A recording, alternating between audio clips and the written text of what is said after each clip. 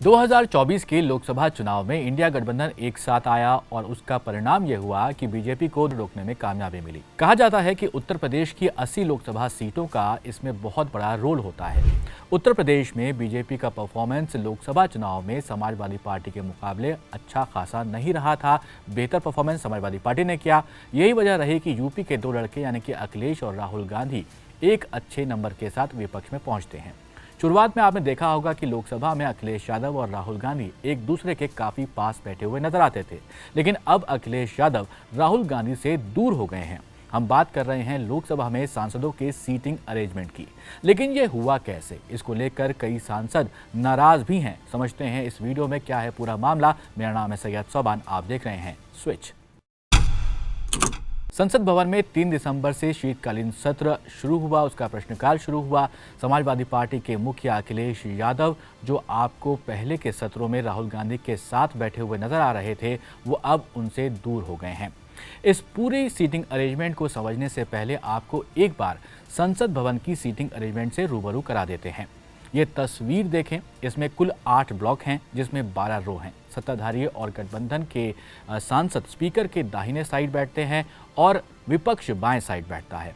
अब हुआ यह कि अखिलेश यादव जब इस सत्र में संसद भवन पहुंचते हैं, लोकसभा में उनकी एंट्री होती है, तो यहां पर उनको नई सीट अलॉट की गई थी। मीडिया रिपोर्ट्स में इस बात का दावा मिलता है कि जैसे ही अखिलेश यादव लोकसभा पहुंचे, वैसे ही उन्होंने थोड़ी नाराजगी से बोला, धन्यवाद कांग्रेस। असल में पहले अखिलेश यादव की सीट 8वें ब्लॉक में राहुल गांधी के करीब हुआ करती थी, लेकिन अब उनकी सीट 6ठे ब्लॉक में अलॉट की गई है।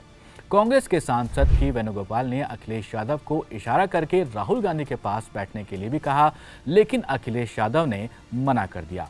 अगर तस्वीर देखेंगे तो ब्लॉक 1 के ठीक सामने ब्लॉक 8 होता है।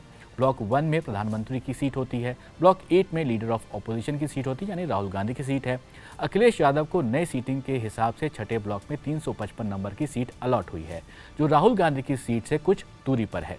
वैसे नए सीटिंग अरेंजमेंट को लेकर सत्ता पक्ष और विपक्ष के कई सांसद नाराज नजर आ रहे हैं।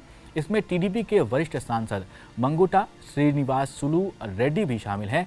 उनका कहना है कि मैं 5वीं बार सांसद बना हूं और पिछली लोकसभा में मुझे दूसरी पंक्ति में बैठाया गया था, इस बार मुझे 8वीं पंक्ति में बिठा दिया गया है। इनके अलावा कई और वरिष्ठ सांसद भी हैं जो ऐसे ही नाराजगी जता रहे हैं। नाराजगी की एक वजह यह भी है कि अब एक ही दल के सभी नेता एक साथ नहीं बैठ पाएंगे। सांसदों को अपनी ही पार्टी के सांसदों से दूर बैठना पड़ेगा। इंडिया गठबंधन के सांसद, खासकर अखिलेश यादव की नाराजगी कांग्रेस से क्यों है, ये भी सवाल आता है। तो इसका जवाब ये है कि लोकसभा स्पीकर के ऑफिस ने ये साफ किया है कि वो सीटिंग अरेंजमेंट में विपक्ष के लिए सिर्फ ब्लॉक तय करते हैं।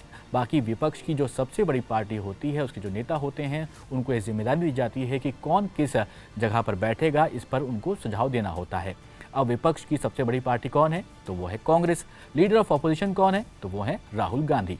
इसमें मीडिया रिपोर्ट्स के हवाले से कई एक्सपर्ट्स का ये भी मानना है कि संसद में फ्रंट रो, खासकर 8वें ब्लॉक की जो फ्रंट रो होती है, जहां पर राहुल गांधी बैठते हैं, उन पर कैमरा सबसे ज़्यादा नज़र रखता है। इससे टीवी पर सामने बैठे सांसद सबसे ज़्यादा नज़र आते हैं। इस वजह से जनता के बीच उन सांसदों का जो कद है वो थोड़ा सा बढ़ जाता है। शायद एक वजह यह भी हो सकती है कि पीछे सीट मिलने वाले बड़े नेताओं को या कहें सीनियर नेताओं को ये सीटिंग अरेंजमेंट पसंद नहीं आ रहा है। एक सवाल यहाँ यह भी आता है कि नई सीटिंग की ज़रूरत क्यों पड़ी है, तो इस पर मीडिया रिपोर्ट्स के हवाले से ये समझ आता है कि नई बिल्डिंग और पॉलिटिकल इक्वेशंस के हिसाब से इस सीटिंग अरेंजमेंट को बदलना पड़ा है। यहाँ पर हर 24 या फिर 28 सीटों के ग्रुप पर पार्टियों को एक फ्रंट रो की सीट अलॉट की गई है, ताकि सभी पार्टियों को सही तरीके से सीट मिल सके। लोकसभा में नई सीटिंग अरेंजमेंट के हिसाब से इंडिया गठबंधन को फ्रंट रो में 7 सीटें अलॉट की गई हैं। वहीं कई मीडिया रिपोर्ट्स में इस बात का भी दावा मिल रहा है कि विपक्ष पार्टियों की एक साथ आवाज उठाने से डरकर सीटों में बदलाव सरकार के द्वारा किया गया है। वैसे यह बात भी है कि लोकसभा में 3 सत्र मुख्य रूप से होते हैं। इसमें बजट सत्र, मानसून सत्र और शीतकालीन सत्र होता है। इसके अलावा विशेष सत्र भी होते हैं। हर सत्र में ज़रूरत के हिसाब से नई सीटिंग अरेंजमेंट को बनाया जा सकता है। यहाँ सीनियर सांसदों, मंत्री और स्पीकर की ज़रूरतों को ध्यान में रखकर ये बदलाव किए जा सकते हैं। अब सवाल आता है कि कौन सा सांसद कहां बैठेगा, ये कैसे तय किया जाता है। तो इसके लिए लोकसभा के rules of procedure and conduct of business के रूल 4 के मुताबिक सांसदों का सीटिंग अरेंजमेंट तय किया जाता है। ये क्रम रूल बुक के अनुसार लोकसभा अध्यक्ष ही तय करते हैं। इसके लिए बाकायदा फॉर्मूला बनाया जाता है, जिसके बारे में हम किसी और वीडियो में ज़रूर बात करेंगे। लेकिन सबसे बड़ा सवाल यही है कि क्या अखिलेश यादव और राहुल गांधी की बात करें यहाँ पर, तो लोकसभा में जो उनकी सीटों के हिसाब से बनी दूरियां हैं, क्या उनके रिश्तों में भी वो नज़र आएंगी? आपको क्या लगता है, ज़रूर कमेंट बॉक्स में बताएं। और ऐसे ही वीडियोज़ के लिए आप देखते रहें स्विच।